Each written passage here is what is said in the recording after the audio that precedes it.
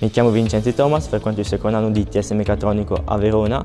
Ho fatto l'Erasmus presso la Salvagnini Maschinenbau in Austria. Mi occupavo di assemblaggio macchine, poi sono passato alla supervisione del processo produttivo e ho aiutato all'organizzazione dell'evento che si è tenuto dell'Open House durante i 2 mesi che ero lì. Come esperienza l'ho trovata molto bella e interessante, anche perché l'azienda che sono in Italia ha macchinari Salvagnini. Questo mi ha aiutato anche a capire fino in fondo il funzionamento delle macchinari Salvagnini. L'esperienza Erasmus mi ha dato molto sul fattore lavorativo, perché mi ha fatto lavorare anche in ufficio tecnico. Questo mi ha fatto vedere il complessivo delle macchine molto in dettaglio e le varie personalizzazioni che i clienti possono avere.